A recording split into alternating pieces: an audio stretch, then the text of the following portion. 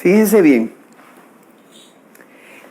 como les decía, estamos nosotros en esta experiencia de diálogo sobre nuestras cuestiones de fe.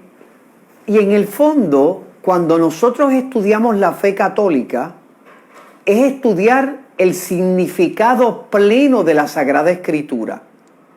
Porque la Biblia y la tradición van unidas. La tradición no está sobre la Sagrada Escritura, ni la Sagrada Escritura está desligada de la tradición, sino que ambas están unidas, ¿verdad? El cristianismo católico, ¿verdad?, siempre entiende que la revelación, ¿verdad?, de Dios, la revelación de Dios se da por la Biblia, ¿verdad? La Biblia, que es la palabra de Dios escrita, y por la tradición, ¿verdad? La tradición. Pero fíjense bien, unidas las dos, no pueden estar separadas. Uno no puede pensar en la tradición separada de la Biblia, porque sin Biblia no hay revelación de Dios. Ni tampoco uno puede pensar en la Biblia separada de la tradición, que ya ustedes conocen a saciedad, que la tradición es el magisterio de los obispos y de los sacerdotes. En una parroquia, cuando un sacerdote predica, él está transmitiendo, está realizando tradición, por decirlo así.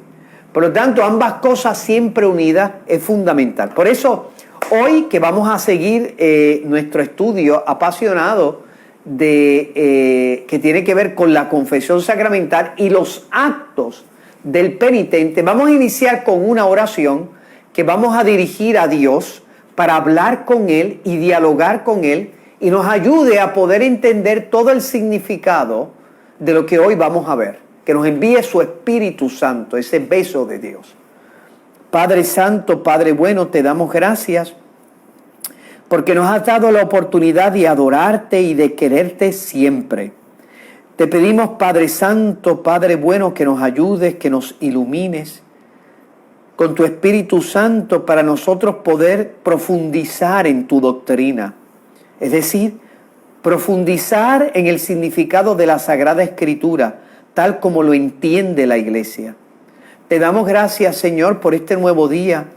Te encomendamos también, Señor, la reunión que están teniendo líderes religiosos con la señora gobernadora para que el Señor les ilumine a todos ellos y puedan ponerse de acuerdo, tanto las autoridades públicas como las autoridades religiosas, para una reapertura prudente y responsable, pero con sentido de iglesia, para que podamos de nuevo tener nuestros templos abiertos y nuestros ministerios realizados. Todo esto te lo ponemos en el nombre de Jesucristo nuestro Señor. Amén. Dios te salve, Reina y Madre, Madre de misericordia, vida, dulzura y esperanza nuestra. Dios te salve. A ti llamamos los desterrados hijos de Eva. A ti suspiramos gimiendo y llorando en este valle de lágrimas. Ea pues, Señora abogada nuestra, vuelve a nosotros esos tus ojos misericordiosos, y después de este destierro muéstranos a Jesús, fruto bendito de tu vientre, oh clementísima, oh piadosa, oh dulce Virgen María. Ruega por nosotros, Santa Madre de Dios, para que seamos dignos de alcanzar las promesas de nuestro Señor Jesucristo. Amén. Muy bien, perfecto. Entonces, fíjense que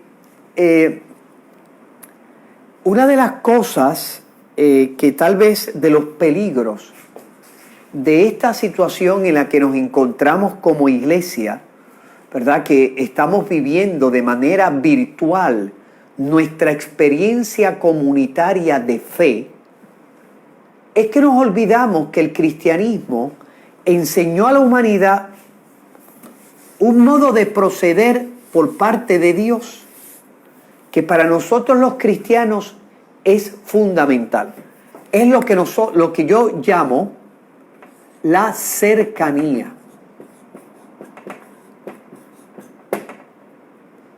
Cercanía. la cercanía. Es decir, Dios en su sabiduría infinita ha querido salvarnos acercándose al hombre y experimentando con el hombre las consecuencias del pecado, que son sin duda la enfermedad, la muerte, el sufrimiento, la pobreza. Toda esa experiencia que Jesucristo asumió nos manifiesta la cercanía de Dios. Dios no se hace cercano en la distancia, se hace cercano uniéndose. Él toca al leproso. Él pudo haber salvado, él pudo haber sanado al leproso simplemente con su palabra. No, Él toca al leproso. Él come con pecadores, que decían los judíos, este come con publicanos y meretrices. Él pudo haber salvado a los publicanos y meretrices en la distancia con su palabra. No, Él quiso comer con ellos, hacer que la salvación fuera consecuencia de una cercanía física. A la viuda que iba a enterrar, esa es una de las escenas del Evangelio más hermosas, a la viuda que el Señor se acercó, ¿verdad? Cuando la vio que iba a enterrar su único hijo. ¡Wow! Yo solamente pienso en eso, una viuda, una ancianita viuda que iba a enterrar a su único hijo. No tenía nadie. Y dice el Evangelio que él se acercó, tocó el féretro que llevaban a la tumba y le dijo a la pobre señora, no llores. Y dice el Evangelio que le dijo al muchacho, ponte de pie, y se resucitó en ese mismo momento. Fíjense que Jesucristo pudo habernos salvado desde el cielo. Él no tenía necesidad, con un solo pensamiento, basta que digas una palabra, como dijo el centurión que decimos siempre en la misa. Basta, una sola palabra tuya, no soy digno de que entres en mi casa, pero una palabra tuya bastará para sanarme. Dios pudo haberlo hecho así. No, quiso que la salvación fuera en cercanía, fuera tocando y sufriendo, fuera compadeciéndose, sintiendo como propio. Es un modo de ser divino en la cual hace que Dios, cuando se acerca, siempre que Dios se acerca, se pone a servir. Fíjense que en el Evangelio que ustedes van a escuchar hoy en la Santa Misa, el Evangelio va a decir que Jesús se puso a lavar los pies de sus discípulos. ¡Wow! Es decir, Jesús nos enseña que Él puede servir al hombre en la distancia. Él puede mandar un ángel. No, Él lo hace en primera persona, porque Dios, el Dios de los creyentes, siempre salva, sirve, ama con ternura en cercanía. Amor de lejos es amor de tontejo, dice un viejo dicho jíbaro. Y por lo tanto, siempre, por eso, el misterio de la encarnación es que Dios es así. Dios cuando se acerca, Dios cuando ama, tiene que tocar, tiene que sentir como propio, tiene que amar, tocando, entregándose. Es que Dios, el Dios cristiano, nunca ama nunca en lejanía, siempre ama en cercanía. Nosotros que estamos tan acostumbrados a amar en lejanía, ¿cuántas veces tú y yo no hemos cogido un sobre para enviar limosna a la gente? siempre amamos a los pobres en lejanía. Ahora, amar a un pobre en cercanía es ser pobre como ellos, es servirlo, es curar sus llagas. El Dios de los cristianos es un Dios de cercanía. No lo olviden, es un Dios de cercanía. Por eso el cristianismo no se siente a gusto cuando se convierte en un cristianismo virtual. Es decir, la unidad es en la distancia. No, el cristianismo tiene necesidad de la cercanía. ¿Qué son los sacramentos? Son la celebración de la cercanía de Dios y de la cercanía entre nosotros. Los 7 sacramentos. Hoy estamos viendo, seguiremos viendo el sacramento de la confesión. Y por lo tanto, nosotros no podemos de ninguna manera, no podemos reducir el cristianismo a un cristianismo de distancia virtual. Tiene que ser de cercanía sacramental. Esa es la distinción entre los modos cristianos. Fíjense que el Papa, en una encíclica que recomiendo leer vivamente, en una encíclica que se titula Gaudete et exultate, alégrense, ¿verdad? Ese es, se recuerdan las palabras de todos los documentos del Papa, siempre empieza con las primeras palabras del escrito en latín. Por eso se titula Gaudete et exultate, alégrense y regocíjense, que es sobre la santidad. Fíjense bien, hay personas, dice el Papa, que tienen un peligro de hacer el cristianismo sin carne. Miren lo que dice. Gracias a Dios, dice el Papa en el número 37 de este escrito, ¿verdad? Se lo voy a apuntar aquí. Gaudete, lo pueden buscar.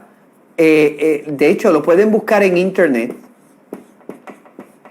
Gaudete, ¿verdad? Que es la encíclica, ¿verdad? La exhortación apostólica del Papa sobre la llamada universal a la santidad.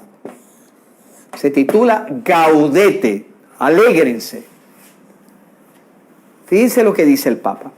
Gracias a Dios, a lo largo de la historia de la Iglesia quedó muy claro que lo que mide la perfección de las personas es su grado de caridad, no la cantidad de datos y conocimientos que acumulen.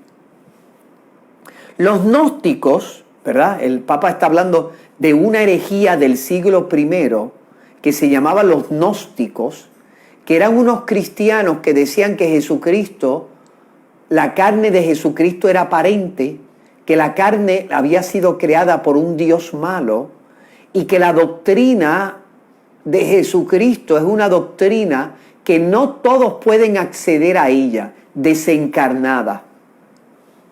Dice, los gnósticos tienen una confusión en este punto y juzgan a los demás según la capacidad que tengan de comprender la profundidad de determinadas doctrinas. Conciben una mente sin encarnación, incapaz de tocar la carne sufriente de Cristo en los otros, encorsetada en una enciclopedia de abstracciones. Al descarnar el misterio, finalmente prefieren un Dios sin Cristo, un Cristo sin iglesia y una iglesia sin pueblo. Dice, y esto es lo último que voy a leer del Papa, dice, en definitiva, se trata de una superficialidad vanidosa, mucho movimiento en la superficie de la mente, pero no se mueve ni se conmueve la profundidad del pensamiento. Fíjense qué cosa más interesante lo que dice el Santo Padre. Un Dios sin Cristo, un Cristo sin iglesia y una iglesia sin pueblo. Ese es tal vez el gran peligro del cristianismo, de desencarnarse, de nosotros habituarnos a vivir el cristianismo de la distancia, no de la cercanía, a vivir un cristianismo porque el mundo virtual de alguna manera nos hace abstraernos de la realidad, ¿verdad? Fíjense, el Papa lo dice muy bien. Conciben una mente sin encarnación, incapaz de tocar la carne sufriente de Cristo en los otros, encorsetada en una enciclopedia de abstracciones. ¡Wow! Eso es bien importante. Por lo tanto, queridos hermanos, nosotros, ustedes y yo, tenemos que pedirle a nuestros pastores, a todos aquellos que ostentan el poder a nivel eclesial, nuestro deseo de que nuestras iglesias vuelvan a vivir la experiencia de la cercanía, que los sacramentos que durante casi más de 2 meses no han podido ser, por decir así, entregados o celebrados, o que ustedes no han podido recibir durante todos estos 2 meses, pues este es el momento en que nosotros tenemos que empezar a hacer sentir nuestra pública voz. El cristianismo no puede ser un cristianismo del parking. El cristianismo no puede ser un cristianismo de las redes virtuales. Tiene que ser un cristianismo de carne y hueso, de cercanía. Nada, esa pequeña nota para que estemos nosotros, ¿verdad?, atentos a todos estos movimientos que se están dando en este momento de reapertura, en la que, como siempre hemos dicho, y volvemos a repetir hasta la saciedad, si la concretera abre, tiene derecho a abrir la iglesia en las mismas condiciones en que la concretera o la cementera, como ustedes le quieran llamar, abre. No puede ser distinto el trato al sector económico que al sector creyente, porque hay urgencia. Ya como yo les estaba explicando, el cristianismo siempre es un cristianismo de cercanía. Rehuye a las distancias. No cree en las cosas desencarnadas. Le gusta tocar la carne sufriente de Cristo. Por eso ustedes ven que ninguno de los sacramentos, entre ellos el sacramento de la confesión, no puede ser celebrado válidamente de manera virtual.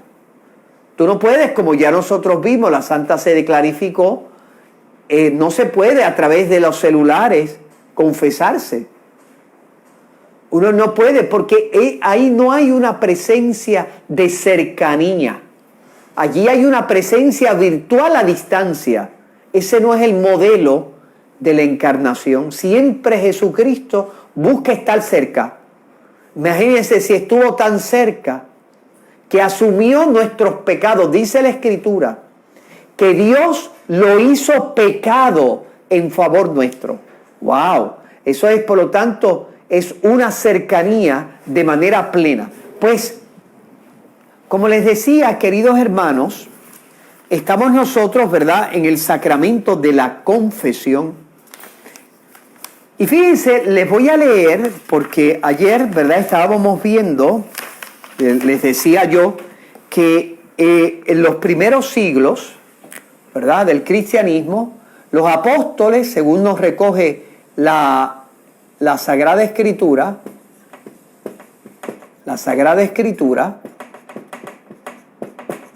ahí se comienza, ¿verdad? Los discípulos dan testimonio que recibieron la capacidad de perdonar los pecados. Y la iglesia del primer siglo, desde el primer siglo, comenzó a vivir este poder de reconciliar eclesiásticamente las almas con Dios. Y lo comenzó a vivir y veíamos que tenía varias fases, ¿verdad? Una confesión individual, ¿verdad?, en la que la persona decía sus pecados graves. Durante esos primeros siglos, la confesión se vivía más intensamente, veíamos hasta el siglo VII, se vivía más intensamente como perdón de los pecados graves. Hoy en día la Iglesia nos dice que es necesario para el perdón de los pecados graves, de modo ordinario, el sacramento de la confesión, y que es altamente conveniente para el espíritu, para el crecimiento espiritual, la confesión de los pecados veniales. Pero en esos primeros siglos, recuerden la práctica que la Iglesia vivió en los primeros siglos, es que el sacramento de la confesión siempre tenía, lo primero, la confesión individual reservada a los pecados graves, porque se tenía conciencia, como tiene la Iglesia conciencia hoy, que los pecados veniales son perdonados con actos de caridad. Por ejemplo, ir a misa, por ejemplo, rezar el rosario. Por lo tanto, la Iglesia desde el principio eso lo ha entendido claramente, que hay una vía no sacramental para perdonar los pecados veniales, pero hay una vía sacramental. La única vía para perdonar los pecados mortales de modo ordinario es la vía sacramental. Por lo tanto, veíamos que desde el primer siglo ya se veían los elementos que componía el sacramento de la confesión, ¿verdad? Primero, confesión individual delante del obispo o delante de un sacerdote. Segundo, el sacerdote le ponía una penitencia, ¿verdad?, adecuada. Y eran duras, ¿verdad? Estaba la confesión individual, estaba la penitencia adecuada desde el siglo I, queridos hermanos. Y después de la penitencia adecuada, en la que la persona a veces podía estar 2 años. Ustedes imagínense 2 años sin beber líquido, solamente agua, y comer de manera frugal. 2 años en los que había que hacer ayunos por momento, hacer penitencias corporales, realizar limosna. O sea, la persona tenía que comenzar ese proceso de sanación interior, ayudado por la gracia, que culminaba al final por el acto, ¿verdad? El acto sacramental que los unía, los reconciliaba con la Iglesia y con Dios, ¿verdad? El acto sacramental que reconciliaba. Eso desde el siglo I se estaba viviendo eso. Miren lo que un autor, ¿verdad?, que es uno de los autores más interesantes, que nos da testimonio de esos primeros siglos. Vamos a ver por aquí. Un autor que es un autor que vivió entre el siglo II, mediados del siglo II, y principios del siglo III. Vamos a ver, aquí, perfecto, mírenlo aquí. Que se llamó, ahora van a ver, se llamó Tertuliano.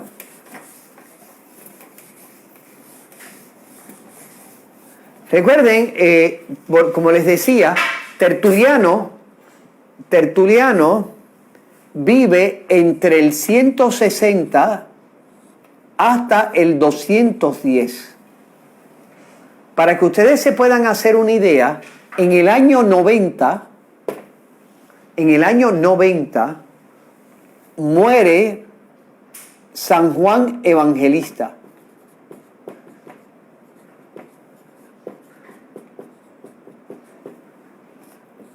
En el año 90 muere San Juan Evangelista. Tertuliano, ¿verdad?, vive toda su, por decir así, su vida, es entre el 160 y el 210. O sea, está tocando directamente la tradición apostólica. Son de aquellas primeras generaciones de creyentes. es como decir, mi abuelo vivió en el siglo XIX, en época española, y murió en 1946. Nació en 1892. Ustedes se pueden imaginar, yo casi toco la época en que nosotros éramos colonia española.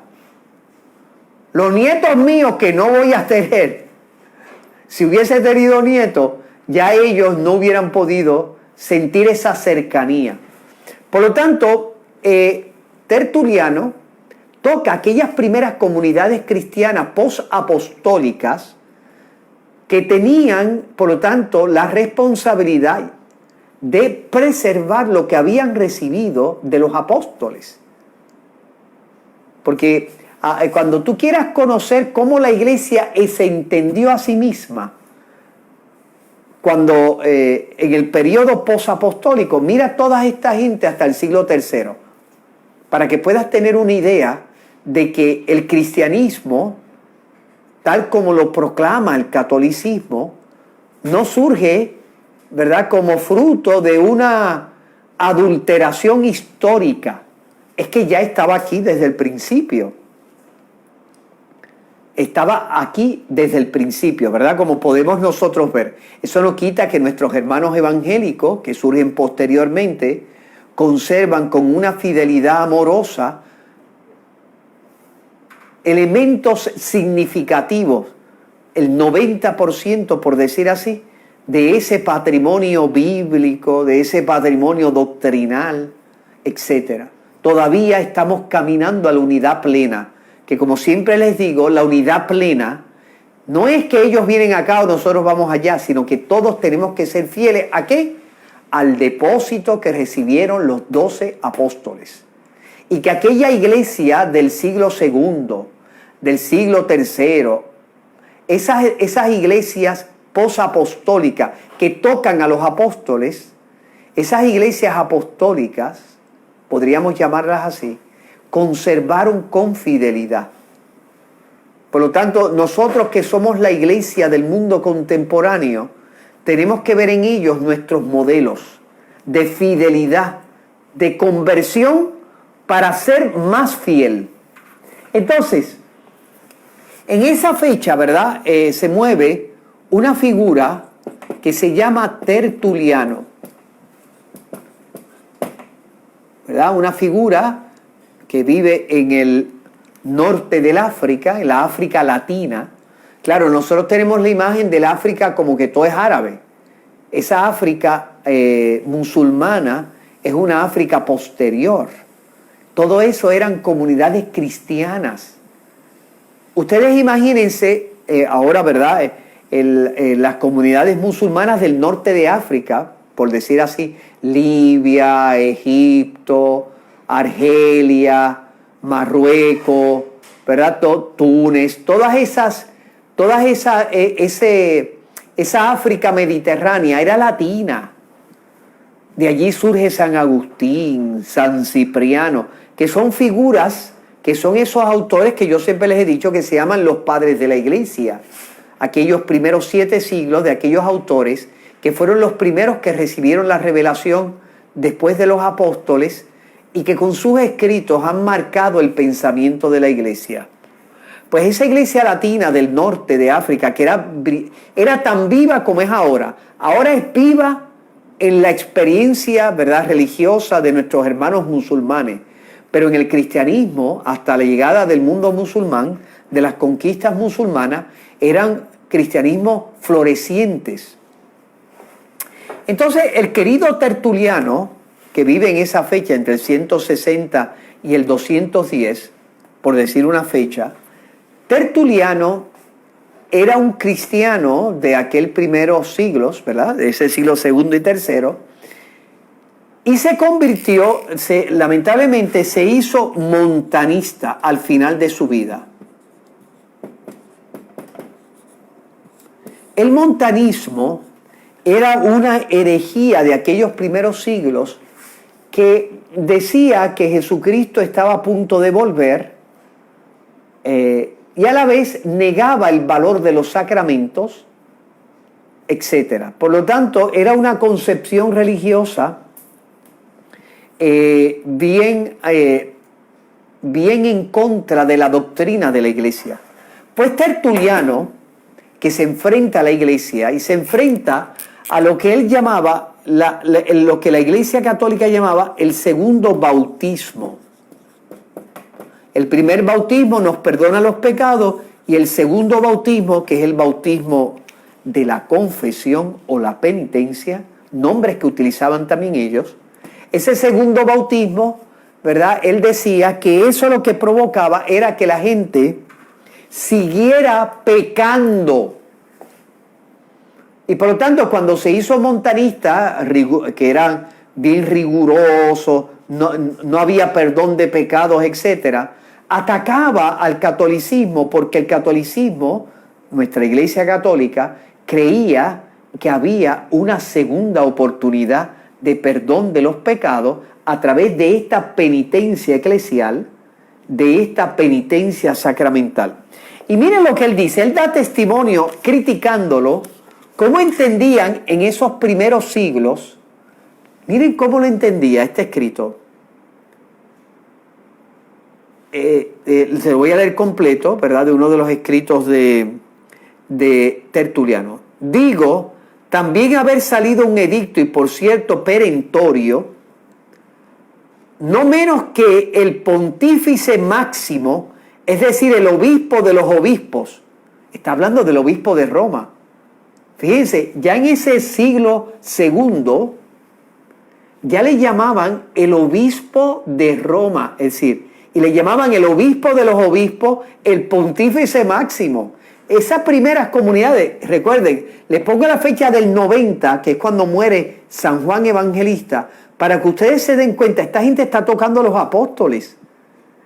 Son comunidades que todavía están recientes. El apóstol no murió. Imagínate, 60 años, 70 años tenía muerto el San Juan Evangelista cuando Tertuliano nació. 60, 70 años tenía. Y entonces él está diciendo que ¿cómo le llamaban los católicos? Pontífice máximo, obispo de los obispos. Y dice, no menos que el pontífice máximo, es decir, el obispo de los obispos proclama, yo perdono los pecados de adulterio y fornicación a los que han hecho penitencia. Es decir, él habla de lo que era la práctica de la confesión, porque algunos no querían perdonar esos pecados de adulterio y fornicación, y el obispo de Roma en un decreto dice, sí, esos pecados se perdonan, yo perdono esos pecados a los que hagan penitencia, es decir, a los que confiesen, hagan penitencia, yo les doy, ¿qué? El perdón de la iglesia, los reconcilio con Dios y la iglesia. Ya ustedes están viendo la estructura tal como la vivían los primeros cristianos. Ahora, cuando alguien les diga, oiga, pero padre, eso de la confesión es un invento de los curas acá reciente, eso no estaba en la iglesia primitiva. Ustedes le tendrán ahora que decir, no es verdad. Desde el siglo I, la iglesia vivió la penitencia sacramental, que es distinta de la penitencia personal. Es decir, la penitencia en la que uno confiesa los pecados, en la que uno hace penitencia y en la que uno es absuelto.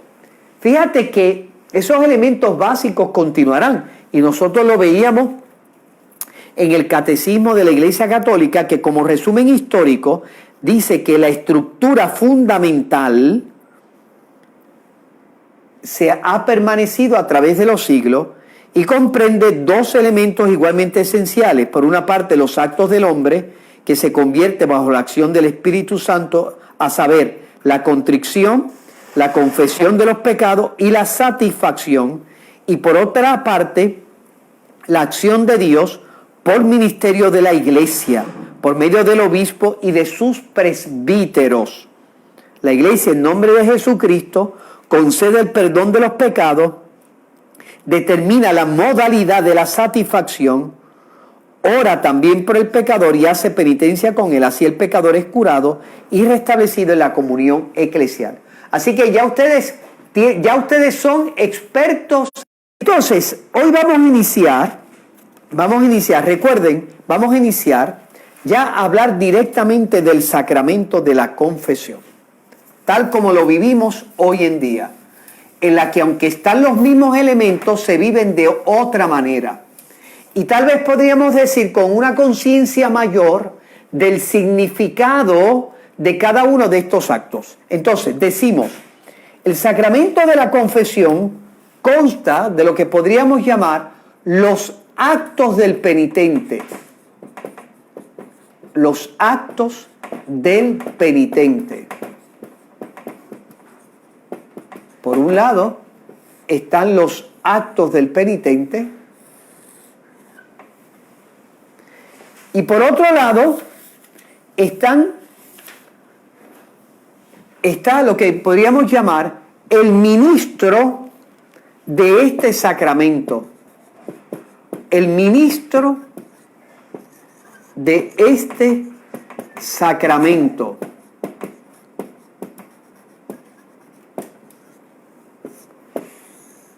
¿Ah? Esos son los dos elementos que nosotros vamos a estudiar del sacramento de la confesión. Los actos del penitente y el ministro. ¿Quién es? Como veíamos, obispo, sacerdote, eso ha ido perviviendo, pero vamos a ver después los elementos que componen ese ministro del sacramento. Entonces, ¿cuáles son los actos del penitente? Vamos a resumirlos aquí. Los actos del penitente son, como nos dice el Catecismo de la Iglesia Católica, la contrición,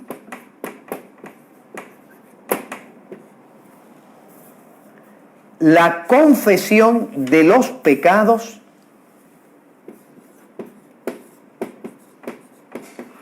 confesión de los pecados,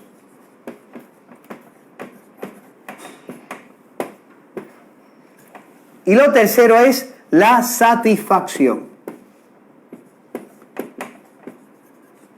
O podríamos llamarlo, como a veces se ha llamado, penitencia, que tiene que hacer el fiel.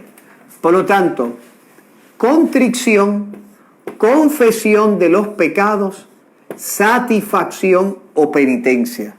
Esos son los actos del penitente que quiere recibir con fruto el sacramento de la confesión. Así ha sido a lo largo de la historia.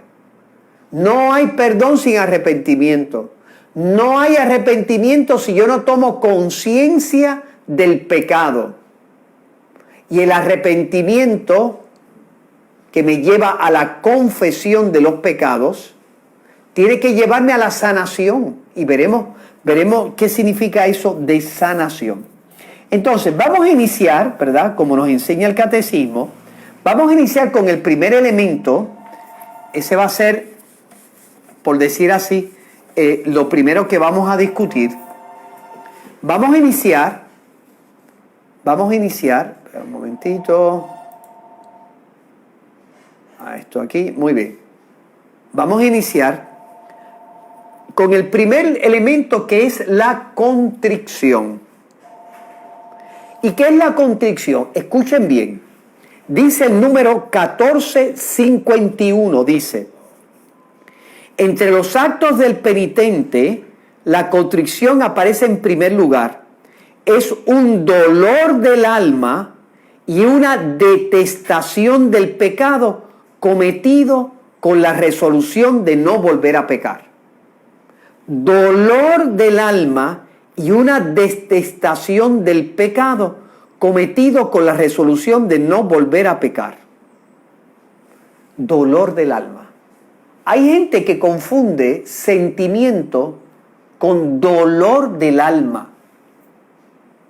Yo puedo, fíjense, yo puedo entender, para que me puedan entender lo que quiero decir, cuando yo, por ejemplo, alguien me hace, qué sé yo, un criminal, me mata a un familiar,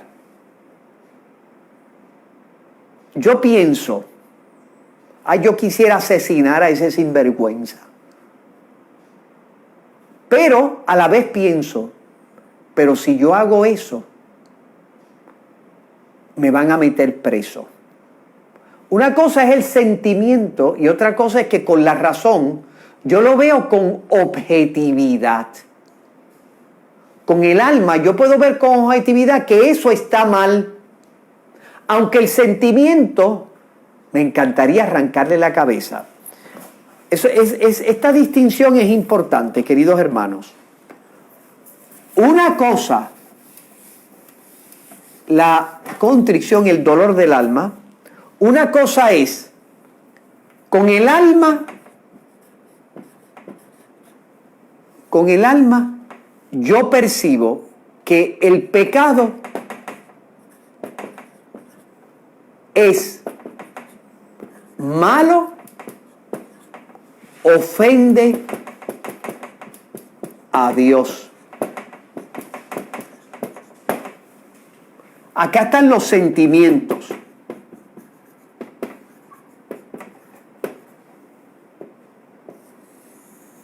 ¿Verdad? Acá están los sentimientos. Los sentimientos, pues hay a veces personas que sienten ganas de llorar porque pecaron. ¿Verdad? Con los sentimientos las personas sienten vergüenza de lo que hicieron. Las personas, hay personas incluso que sienten una especie como de sufrimiento en el sentimiento. Pero date cuenta de una cosa. La clave es el alma. Que yo me doy cuenta, 2 más 2 son 4. El pecado es algo malo que ofende a Dios. Yo me doy cuenta con mi mente. Pero puede ser que mis sentimientos no tengan ningún sentimiento. Ni lloro, ni me duele, pero lo veo con la razón. Estoy arrepentido. Si no hay sentimiento.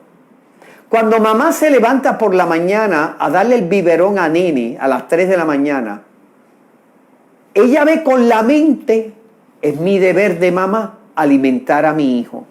Está cansada. Ganas, sentimiento, no tiene. Es que no hace falta. Los sentimientos, queridos hermanos, nos pueden ayudar a vivir los valores, como es el arrepentimiento, el dolor del alma por haber ofendido a Dios. Nos pueden ayudar como nos pueden desayudar. Hay a veces que la gente confunde sentimiento con verdad. Ay, es que yo no lo siento. Es que no tienes que sentirlo, Zenutrio. No hace falta sentirlo. Es más, cuando a veces no lo sientes, es mucho más meritorio lo que tú descubres como verdad con la razón.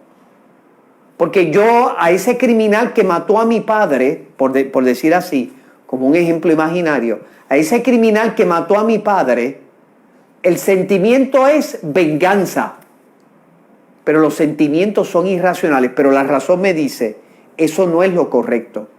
Comenzar tú a desarrollar una vida espiritual no basada en el sentimiento, sino anclada en la voluntad, en el alma, en el espíritu, es tal vez la clave para uno poder entender la vida cristiana, porque hay gente que empieza a ser cristiano. ¡Ay, me siento bien chévere! ¡Qué bueno! ¡Wow! Me gusta todo lo que hago. Pero cuando viene que los sentimientos son como la gasolina, se apagan, pues el carro de la fe se apaga. ¡Ay, es que no siento! Estoy cansado. ¡Ay, me voy a quedar en casa! Porque ir a misa, eso aburre.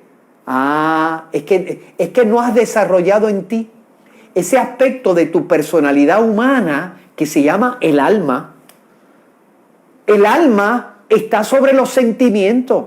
Es más, el alma, cuando llega a madurar, llega a controlar los sentimientos.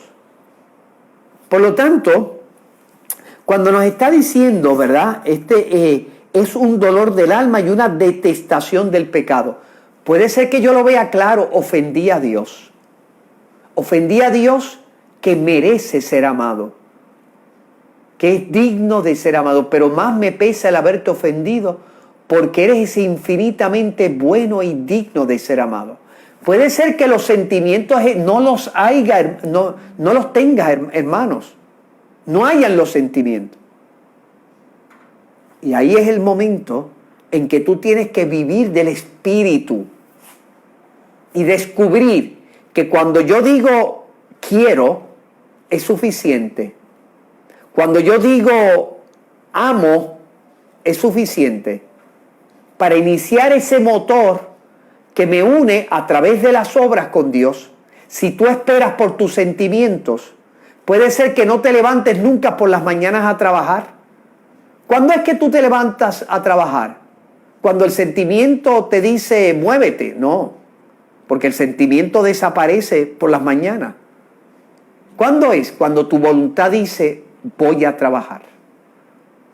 Es que en nuestra psicología hemos confundido esas dos experiencias distintas que nos han llevado a construir un ser humano que vive solo de lo que siente.